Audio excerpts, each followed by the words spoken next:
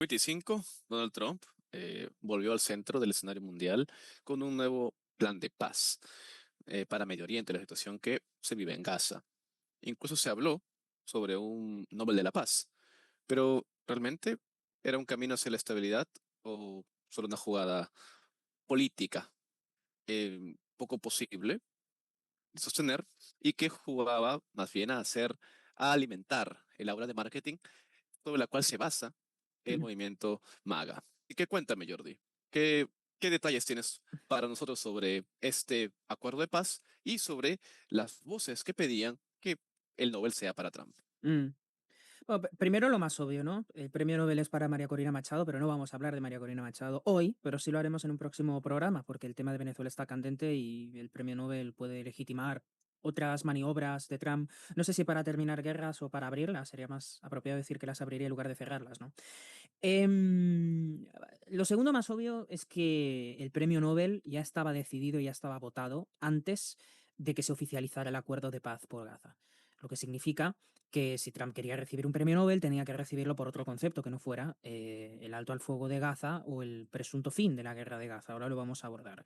El punto es que, como sabemos, Trump se ha empitonado desde hace muchos meses diciendo que ha terminado con 7 guerras en 9 meses. Y yo, a veces con cierta gracia, digo, a ver, puestos a decir tonterías, porque eso es una tontería y bastante grande, ¿por qué no decir que ha terminado con 200 guerras, una por día?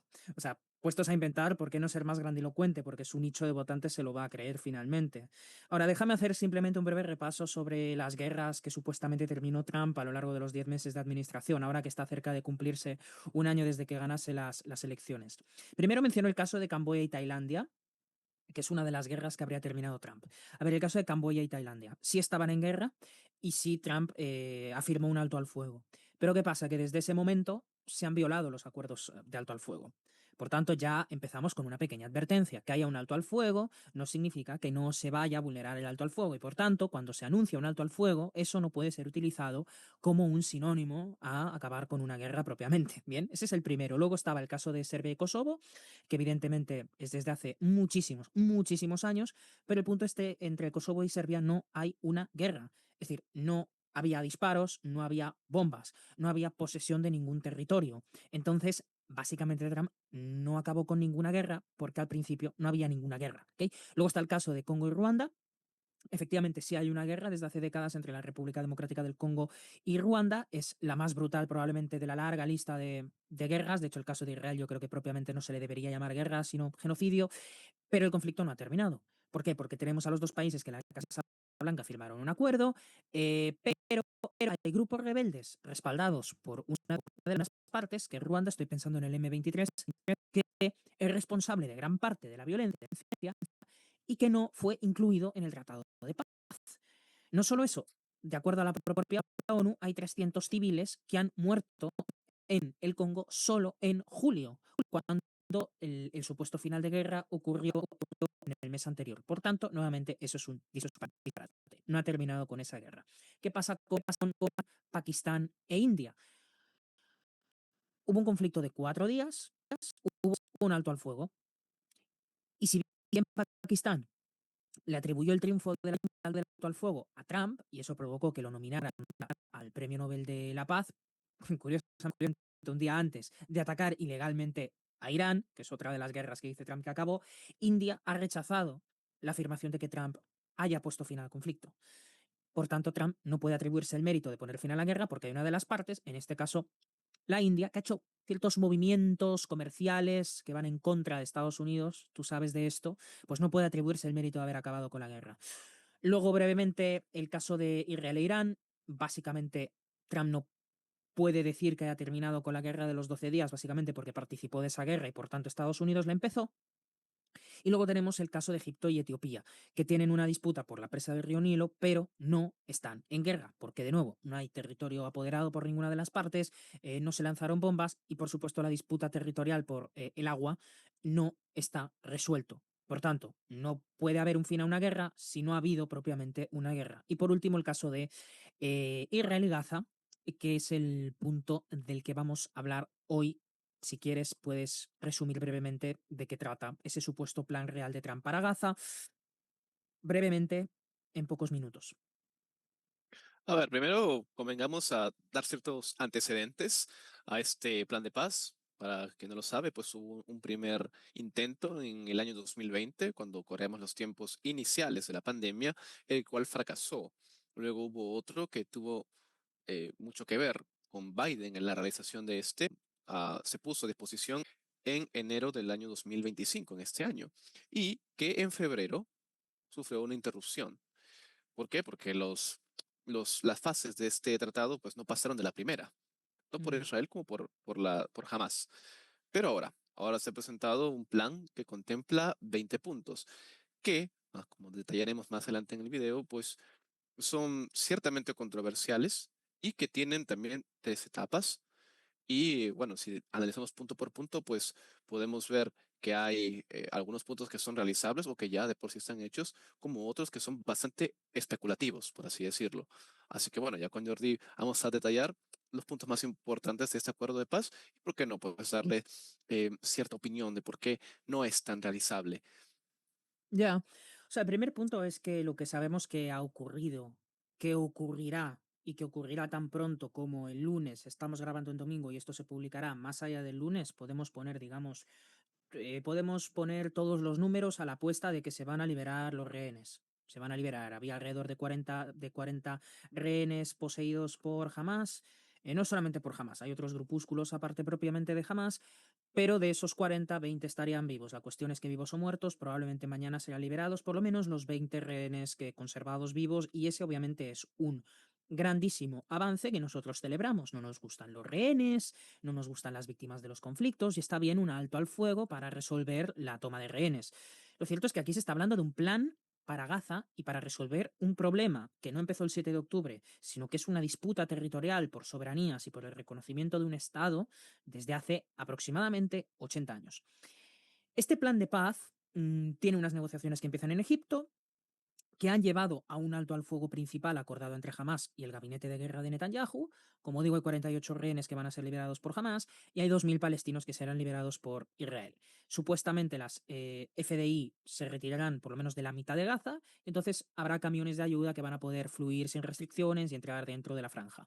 Luego tenemos el caso de que Tony Blair lideraría un equipo internacional para gobernar Gaza, y luego evidentemente está el resurgimiento de Jared Kushner como el principal impulsor intelectual, inmobiliario, si se quiere también, del plan de Gaza, más relacionado no tanto con el alto al fuego de ahora, sino con esos planes de enero en los que Trump utilizaba la inteligencia artificial para hablar de todo lo que haría alrededor de la Riviera Maya de Gaza. ¿Ok? Bien, ¿cuáles son algunos de los puntos bastante conflictivos de este plan? El primero que quiero resaltar es la idea de que el compromiso está en que jamás libere los rehenes en las 72 horas inmediatamente posteriores a la firma de ambos estados, digamos, de ambas autoridades, cosa que va a ocurrir, cosa que ha ocurrido, por tanto vamos a tener una liberación de rehenes. Ahora, tenemos que Israel solo se va a retirar de Hamas una vez, de Gaza, una vez Hamas se haya desarmado. ¿Cuál es el problema? Israel nunca querrá reconocer que Hamas se ha desarmado. Nunca. Netanyahu lleva muchos años advirtiéndole a Estados Unidos de que es imprescindible derrochar millones y millones, tantos como 20.000 millones, que son los que ha dedicado Estados Unidos a financiar esta guerra. Paréntesis, ¿cómo va a terminar con la guerra? El principal impulsor financista y económico de todas las catástrofes genocidas que han ocurrido en la guerra, pero como Israel y Netanyahu, cuya pervivencia en el poder depende de la pervivencia de la guerra, ¿cómo él va a reconocer que jamás esté desarmada? Da igual que jamás se desarme o no. El punto es que Israel jamás va a reconocer que jamás va a quedar desarmada. Nunca. Siempre van a haber reportes disputados y en cualquier caso los sionistas tienden a nunca reconocer ninguna autoridad que reporta cosas dentro de Gaza, porque no se creen las cifras del Ministerio de Salud gazatí sobre el genocidio, pero tampoco se cree Amnistía Internacional, tampoco se cree el grupo B'Tselem, que es una fundación, un organismo internacional sin ánimo de lucro que está dentro de la propia Israel. No se quiere creer a la UNRWA, porque la UNRWA evidentemente son una panda de terroristas. Bien, todas estas cosas también influyen sobre un segundo punto.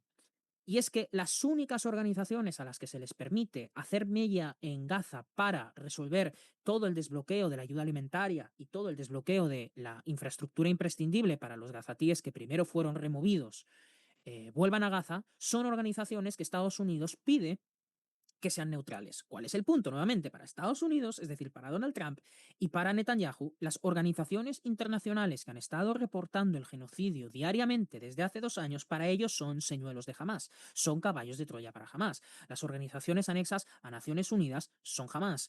El caso sudafricano ante la Corte Penal Internacional denunciando genocidio es propaganda de Hamás. B'Tselem es propaganda de Hamás. La Asociación de Scholars para el Genocidio son Hamás. La UNRWA es Hamás.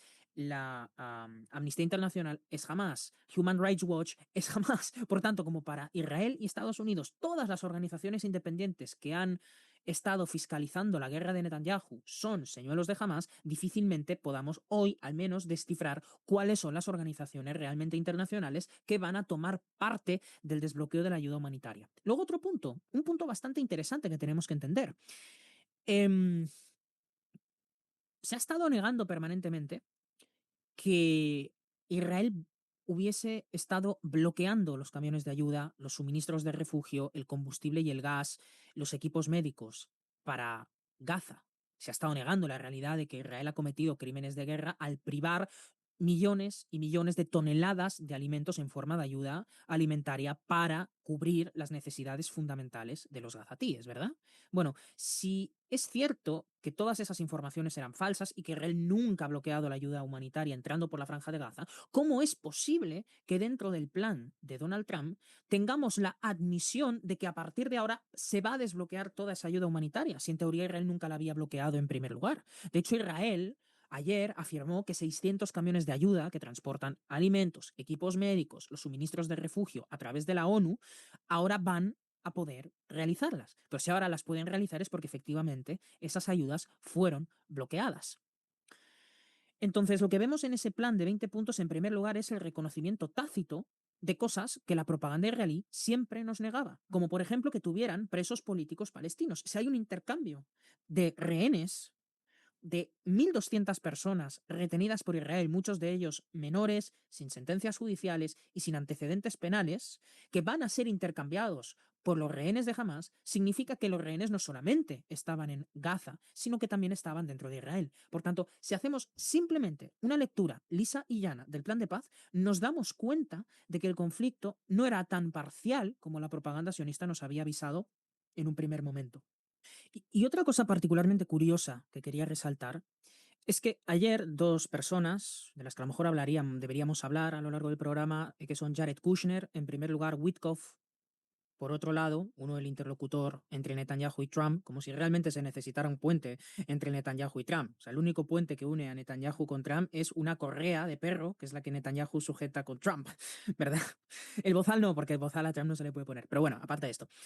Ayer hicieron un acto, ayer sábado, en el que estaban haciendo un discurso triunfante por el regreso de los rehenes. Hay una imagen curiosa. En el momento en el que Steve Witkoff menciona el nombre de Bibi Netanyahu, la gente abuchea.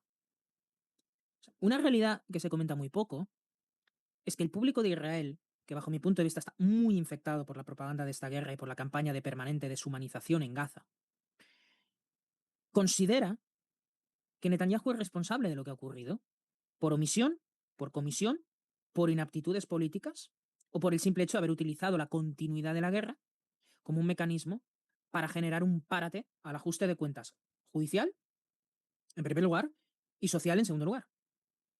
Porque obviamente el gabinete que conforma el Likud con dos organizaciones de derecha extrema ultra ortodoxa no es una representación de la demoscopia de Israel, a pesar de que Israel obviamente sea muy partidaria de considerar que se debe continuar destrozando Gaza. Pero el punto es que es muy interesante el hecho de que haya una ruptura de relaciones de cordialidad entre Netanyahu y la familia de los rehenes o del público que fue a conmemorar el regreso de los rehenes. Porque hay una cosa muy incómoda que no se suele comentar, y es que es muy probable que Israel haya asesinado a más rehenes israelíes que jamás, entre bombardeos en zonas donde estaban capturados rehenes por un lado, o por otro lado, algo poco conocido en la opinión pública que se llama la doctrina Aníbal. ¿Qué es la doctrina Aníbal? La doctrina Aníbal es una doctrina militar israelí que llama a que es preferible tener a un israelí muerto que a un israelí secuestrado. ¿Qué significa esto? Que los rehenes que fueron liberados por Hamas en una primera tregua, que ocurrió en diciembre del 23, se reunieron con el gabinete de guerra israelí y se quejaron de que había helicópteros israelíes que durante el 7 de octubre estaban atacando deliberadamente vehículos en los que estaban los secuestrados israelíes. De hecho, hay un canal israelí, que es Canal 12, que informó que el 16 de diciembre el ejército israelí disparó contra un tractor que transportaba a los rehenes en Gaza. Y hay investigaciones hechas por un diario israelí que concluyó que la directiva Aníbal se había aplicado a partir del mediodía del 7 de octubre, ordenando que a toda costa los miembros del ejército israelí pararan a Hamas y evitaran que Hamas volviera con rehenes. Repito, o sea, hay tropas israelíes que aplican una doctrina militar que a través de los altos comandos israelíes se permitió que se aplicara a partir del mediodía del 7 de octubre, según la cual es preferible matar a los propios israelíes que acaben siendo presas de Hamas. No estamos exculpando con lo que estamos diciendo a Hamas, que es una organización terrorista que tomó rehenes. El punto es que es muy probable que muchos de esos rehenes hayan sido antes asesinados por israelíes, sea bombardeando sitios, túneles, infraestructura y casas en los que estaban esos israelíes secuestrados, o aplicando la doctrina Aníbal, que los propios medios israelíes, las propias familias de los rehenes israelíes, denuncian que Israel fue aplicando. Entonces, tenemos que tener muy claro que Netanyahu no está hoy en una muy buena posición, porque está rodeado de muchísimas sospechas de haber alentado la guerra, de haber permitido la guerra, de haber agravado la guerra, y todo para aplicar un plan sistemático de limpieza étnica sobre Gaza. Sí, y vamos a hablar también del apoyo que tiene este trato, porque como bien explicas, pues hay parte significativa, por no decir ya la mayoría de la población israelí que también se está cuestionando el papel y las decisiones que está tomando Netanyahu. De hecho, sin ir más lejos, el acuerdo de paz que ha presentado Trump es muy popular, ha sido bien recibido. De hecho, según algunas encuestas, tiene el apoyo del 73% de la población, lo cual es una cantidad, es una mayoría bastante considerable. Entonces, esto, como bien dices, responde a una debilidad también de Netanyahu, pero si vamos al fondo, o sea, que persigue, también nos encontramos con ciertas figuras. eh, Podríamos considerarlas hasta borrosas en cuanto a cuál es la finalidad de este plan. ¿Por qué? Mencionaste a Tony Blair. Tony Blair, que forma parte del comité de la transición de Gaza, tiene una institución que se llama el Gas International Transitional Authority, en el cual pues ven hasta con buenos ojos proyectos que, como mencionabas también, que se han visto alimentados por videos de IA partidos por Trump, como los de Gaza Riviera, que apuntan hacia Gaza como un estado empresa, un estado donde el real estate va a traer la paz por el porvenir económico y demás, que, bueno, a ver, suena para los que conocen a este personaje, a Curtis Jarvin, con trabajos como el Gaza INC. Ajá. ¿Por qué? ¿Por qué? Porque uno de los puntos de ese tratado habla sobre un gobierno en Gaza que evidentemente no contempla ningún miembro de Hamas y que sea aprobado tanto por Trump como en este caso por comités de países árabes que ya tienen negocios y tratados de paz con Netanyahu. Bueno, sin ir más lejos, el tratado de paz ese tiene el beneplácito de potencias que se habían mostrado anteriormente hostiles como lo son Turquía o Qatar. Ujú. Entonces, o sea, vemos que si bien descansa sobre un apoyo sustancial, que puede ser tanto las potencias que han apoyado a la cuestión palestina, como pueden ser Turquía o Qatar, así también descansa en la población judía, población israelí. Vemos que el fin es bastante borroso, no es muy claro, porque ¿cómo va a hacer Trump? ¿Cómo va a hacer posible que se forme un gobierno elegido, ¿no? Que esté vigilado por esta junta de paz, de transición, que no tenga nada que ver con Hamas? ¿Y a qué intereses va a obedecer? Y bueno, ¿por qué lo conectamos con el proyecto de Gaza Riviera? ¿Por qué? Porque son sueños de tecnócratas. que no Ujú. hay un ejemplo en la vida real. Eso son proyectos que se lo podemos dejar a los árabes que quieren hacer proyectos como el de Neón, que es una ciudad lineal y demás, que es experimental, que de por sí está mostrando no ser posible o no ser eficiente. Estamos, está dejando ese tipo de esperanzas tecnocráticas, empresas y demás, como un futuro para Gaza, cosa que me recuerda a algunas hipótesis que habían sobre cómo iba a resolverse Ucrania, Ya. cuando la cuestión ucraniana, cuando se alcanzara la época de posguerra, habían ciertos grupos de poder que pues soñaban con una democracia pura, un gobierno de migrantes y demás. ¿Por qué? Porque es una suerte de laboratorio humano. Mm. Entonces, tratar a Gaza y toda la cuestión palestina como un escenario para hacer experimentos sociales, experimentos de gobierno, pues es inhumano y hasta cierto punto es un accionar con malicia, en el fondo, con malicia, porque no hay certezas de que vaya a salir bien y todo apunta a que, como bien decía Jordi, en algún momento a este comité de gobernantes de Gaza pues se le encuentre relación con alguien de Hamas para que vuelva la carga israelí contra ellos. Sí, a mí no me gustaría perder el norte del simple hecho de que se cumpla la primera fase del fin de la guerra no convierte el alto al fuego propiamente en un fin de la guerra. Obviamente es muy importante que jamás, que yo creo que puede quedar seriamente debilitada porque su palanca de presión en una negociación con Israel son los rehenes que posee. Si pierde los rehenes, jamás no se va a convertir en irrelevante, entre otras cosas porque la popularidad de Hamas evidentemente ha crecido exponencialmente dentro de Gaza. Si hoy hubiera una selección... De hecho, ojo, con esto, si hoy hubiera unas elecciones no en Gaza, sino en Cisjordania, jamás ganaría a la autoridad palestina y se convertiría en el gobernador de Cisjordania. Entendamos esto.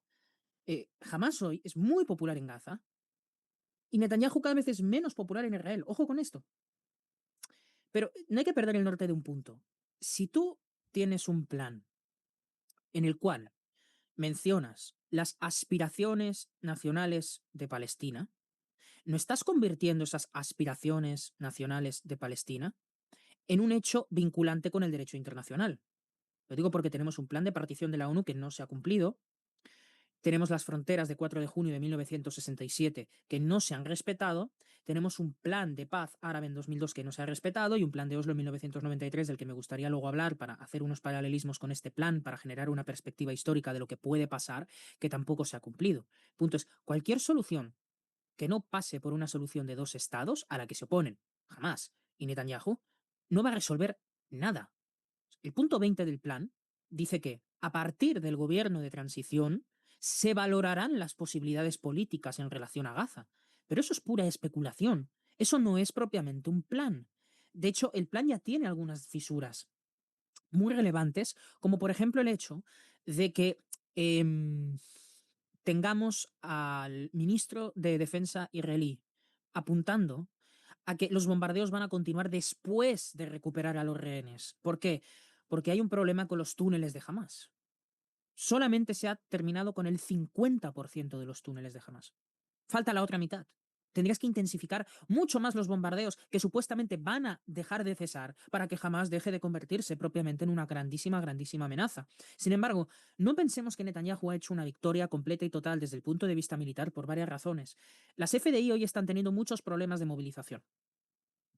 Están habiendo muchos problemas con los trastornos postraumáticos de los soldados israelíes. Están habiendo muchos problemas con suicidios dentro de los soldados israelíes. Y cada día existe menos legitimación a la guerra. Por tanto, no pensemos que Israel propiamente ha sido capaz de arrasar con Hamas. Obviamente ha arrasado con Gaza. Fíjense estas proporciones. El 50% de los túneles de Hamas siguen habilitados en Gaza, pero el 90% de los hospitales en Gaza están destruidos. Fíjense, para aquellas personas que digan que el plan fuera propiamente terminar con Hamas, fíjense las proporciones. El 90% de los hospitales en Gaza ya no existen. El 90% de las personas en Gaza están subalimentadas. El 92% de las casas están destrozadas en Gaza. Hay 55 millones de toneladas métricas de piedra por pura destrucción. Tenemos 40 billones de dólares estadounidenses utilizados para vender armas a Israel. Tenemos a 2 millones 1.9, seamos justos, y todo eso fuentes de la UNRWA, no del Ministerio de Salud de Hamas, que parece que no genera confianza evidente y obviamente. 2 millones de personas desplazadas. Existen 600 escuelas que han sido destrozadas y existe un 99% de las casas gazatíes que tienen inseguridad alimentaria. 300 periodistas asesinados, existen 790 doctores atacados y facilities de healthcare atacadas y tenemos 70.000 muertes confirmadas y 190.000 muertes calculadas. O sea, tenemos una Gaza destruida, pero solo tenemos un 50% de los túneles de Hamas destruidos. Y por eso tienen al ministro de Defensa israelí diciendo que una vez se haya cumplido la primera etapa, van a seguir los bombardeos.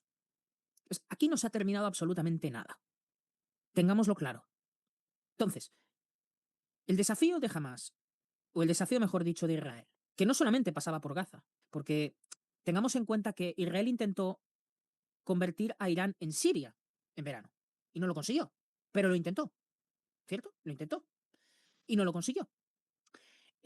Consiguió decapitar a los líderes de Hezbollah, pero los líderes de Hezbollah se renuevan. Ha decapitado a una parte muy importante de los cabezas militares de Hamas, pero se renuevan. Porque hay muchas personas que consideran que Hamas es un movimiento de resistencia. Y el 7 de octubre aplicó la lógica de personas que consideran que, como mis padres han sido asesinados, tengo que formar parte de un movimiento de resistencia y atacar civiles. Esa lógica no desaparece después del 7 de octubre. Porque imaginemos el mejor escenario posible. El mejor escenario posible es volver al punto de partida, es decir, al 6 de octubre, 11:59 de la noche. Eso es lo mejor que puede pasar. Volver al momento previo porque hemos recuperado los rehenes. Bien, lo que tenemos detrás es 70.000 personas muertas, el 3% de la población de Gaza ha dejado de existir. He escuchado propaganda sionista completamente miserable diciendo que no hay un genocidio porque la población de Gaza está creciendo en lugar de disminuir. No, el 3% de la población de Gaza ha desaparecido. El 3% de toda una población ha desaparecido. Y solamente hay un 12% de terreno habitable y el 90% fue desplazada. Entonces, todo lo que se puede conseguir es recuperar rehenes. Y si se quiere, desmilitarizar jamás. Pero volvemos al punto de partida. No hay una solución posible porque no se reconoce lo que el derecho internacional dice que tiene que ocurrir en Gaza, que es la autodeterminación palestina. Uno podría decir, no puede haberla porque es una amenaza existencial para Israel, así como Israel es una amenaza existencial. Perfecto, todo eso lo compro. El punto es que Israel y Estados Unidos no tienen derecho a veto a un Estado palestino, porque el derecho internacional dice que Palestina merece un Estado. Por tanto, todo lo que vaya a ocurrir ahora no es una paz duradera, es una paz corta, es una paz breve. Luego, en relación a lo que podría hacerse por parte de las autoridades internacionales colocadas dentro de Palestina. Tengamos en cuenta una cosa. ¿A qué se dedica Jared Kushner? Jared Kushner se dedica al mercado inmobiliario, se dedica a grandísimos proyectos. Gaza es un gran proyecto. Es un gran proyecto. Y nosotros tenemos un informe que probablemente vamos a adjuntar después, que está hecha por Naciones Unidas, que dice que los nuevos descubrimientos de gas natural en la cuenca del Levante rondan los 122 billones de pies cúbicos y el petróleo recuperable se estima en 1.700 millones de barriles.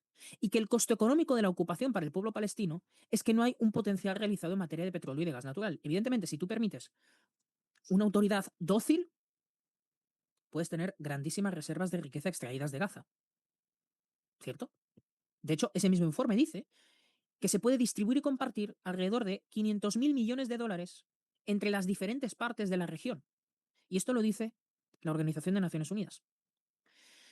Entonces, lo que se va a intentar en Gaza, más allá de que sea cierto que Estados Unidos, Jared Kushner, Witkoff, Trump, Netanyahu puedan salir económicamente beneficiados, es algo que, bajo mi punto de vista, tiene unos ciertos paralelos con otro plan de presunta paz que se realizó no en el contexto de una guerra, pero sí en el contexto de darle salida a la solución de los dos estados, que es los acuerdos de Oslo que se firmaron en 1993.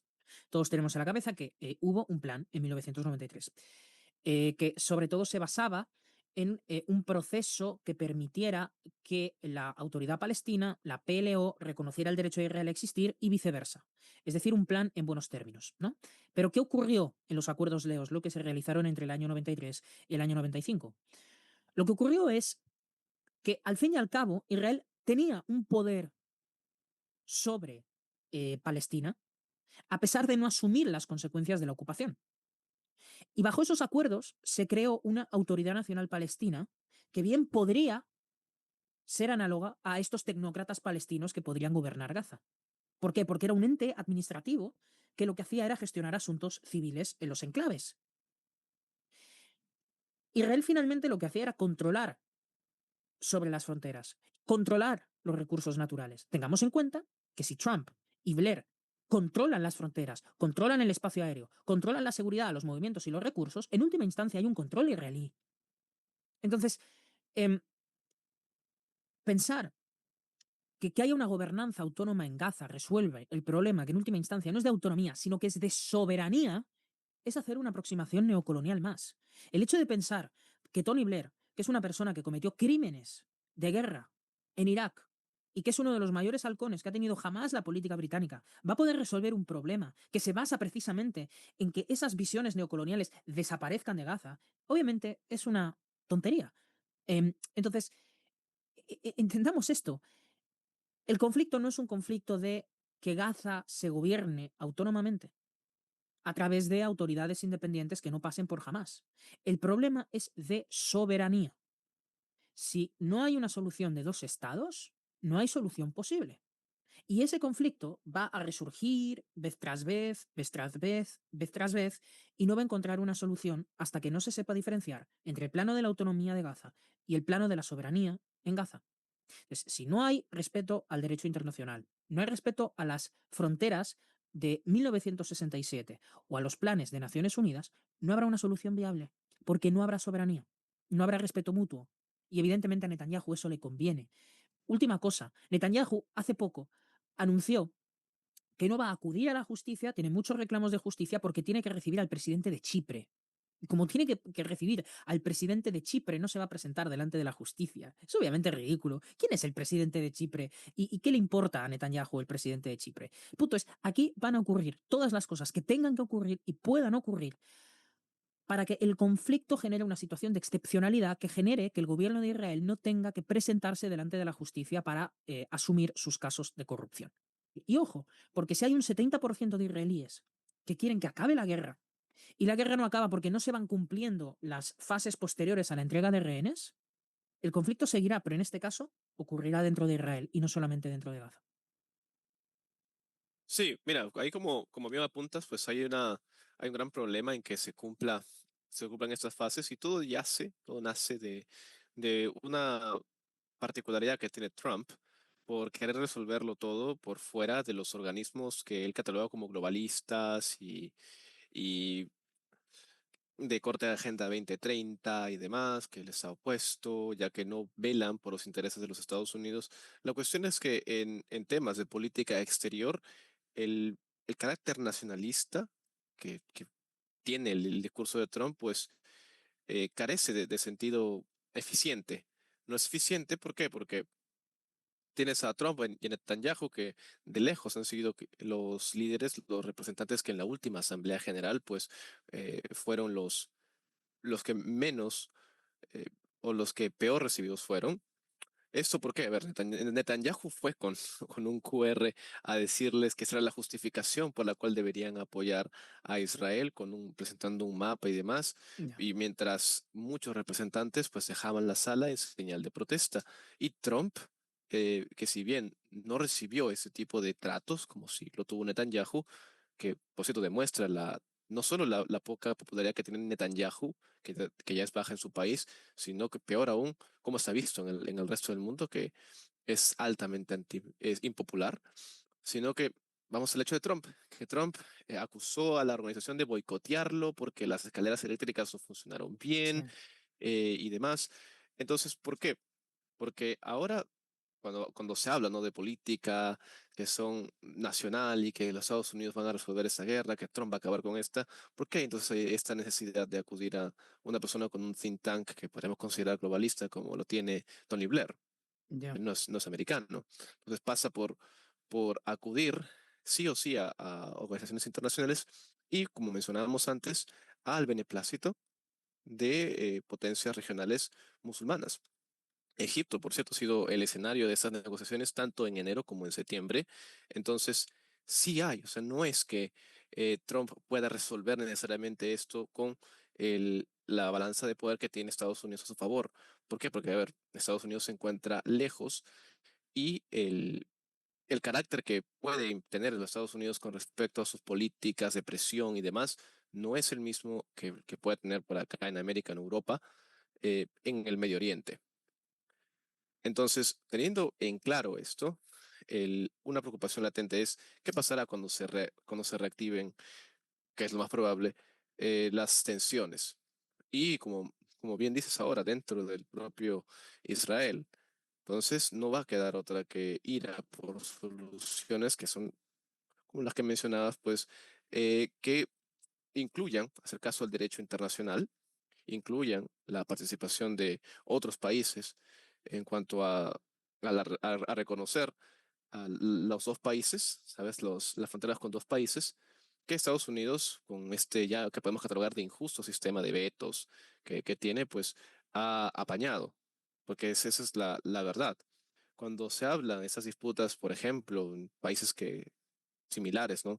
Podemos hablar de Armenia con Azerbaiyán, porque no tiene ninguno el peso de apoyo que puede tener Israel junto con Estados Unidos, pues ahí sí las normas internacionales suelen pesar y suelen ser muy duras. Pero con Israel y con Gaza no sucede lo mismo. Bueno, siendo sinceros, Palestina en muchos países aún no es reconocida. Y el tema ahora con escoger un gobierno tecnocrático y que vele por los intereses de Palestina tampoco obedece a que se encuentre una representación digna de esta en organizaciones internacionales. Entonces, yo pienso que es, como le hemos tocado muchas veces en este canal, jugadas de marketing, de Ya. corte de mucha índole política, que al final no tienen resultados. O sea, es más ir a por el aplauso, por la foto, por la solución rápida en asuntos sobre los cuales no hay verdadero poder. Pienso que Trump, pese a cualquier buena intención que podría tener, que no la creo, ha subestimado conflictos de esta envergadura y al final, pues, de tanto alardearse de alcanzar paz y de que durante el gobierno de Biden, por ejemplo, él decía todas esas guerras que ha iniciado Biden, conmigo jamás hubieran iniciado, pues él ha subestimado la envergadura de estos eventos y la cuestión es que no ha resuelto nada. Sigue habiendo guerra en Ucrania, seguramente siguen activándose algunos otros enfrentamientos en la zona de Afganistán, Pakistán e Irán. Y ahora, bueno, con esta noticia del cese de fuego que, bueno, bienvenido sea que cuanta menos gente salga herida de esos ataques, pero cuando se reanude, ¿qué quedará de esos tratados de paz? No va a quedar nada. Va a quedar tan solo la intención, el título, el banner en el diario de derecha, afín a Trump. Un saludo para la derecha diario. Sí, un saludo, os eh, amamos. que diga Trump acabó con 9 guerras en el mundo e injustamente no ha recibido el Nobel de la Paz. Ciertamente. A ver, yo creo que Trump es tan ególatra que él quiere ser un gran pacificador del mundo porque él quiere tener el premio Nobel de la Paz. Si lo tiene Barack Hussein Obama, ¿cómo no lo voy a tener yo, que he conseguido terminar guerras, no como Obama, que lo que hizo fue recibirlo antes de empezar 8 distintas en 5 años, ¿cierto? Entonces, me parece un insumo positivo que Donald Trump quiera conseguir el premio Nobel de la Paz porque significa que tiene el incentivo de pacificar el mundo y eso es fantástico. Es muy bueno. Lo que pasa es que es un inútil. ¿Se entiende? Voy a poner un ejemplo. Hay altos comandos y prensa internacional especializada en Foreign Affairs, en relaciones internacionales, que dicen que habrá un nuevo ataque sobre Irán pronto. Pues no se habían conseguido los objetivos de desnuclearizar Irán. No, no se han conseguido objetivos de desnuclearizar Irán. No se han conseguido el plan nuclear de Irán permanece relativamente intacto. La propia prensa norteamericana publicó informes que dicen que los daños realizados sobre Irán sobre las plantas nucleares de enriquecimiento de uranio iraníes solo han retrasado el plan 6 meses. 6 meses. Luego, el plan de Irán, el plan de Israel sobre Irán, era hacer una operación de cambio de régimen en Irán. Es decir, promover una situación de Siria, convertir Irán en Siria. No lo han conseguido y está lejos de conseguirlo. Sí, puede haber un avión que caiga, puede morir este y aquel, pero no lo han conseguido. Lo hemos dicho antes. Por cada líder de Hamas decapitado nacerá otro. Quizás un líder menos experimentado, es más radicalizado y con menos vínculos militares reales con Hamas, pero ahí estará. Entonces, sigue habiendo el mismo problema. Israel ha perdido una gran batalla que le importa obsesivamente a cualquier líder político mínimamente maquiavélico como Netanyahu, que es la opinión pública. La opinión pública ya no está cerca de Israel por primera vez en la historia. En un país como Estados Unidos, la opinión pública está más en beneficio de Palestina que en beneficio de Israel. Pero de nuevo, y para concluir la intervención, el problema sigue siendo que ni Israel ni Estados Unidos pueden vetar la existencia de estados, el Estado de Palestina está reconocido por 155 países y el hecho de que haya un organismo transitorio de tecnócratas palestinos que gobierne Gaza no soluciona el principal problema.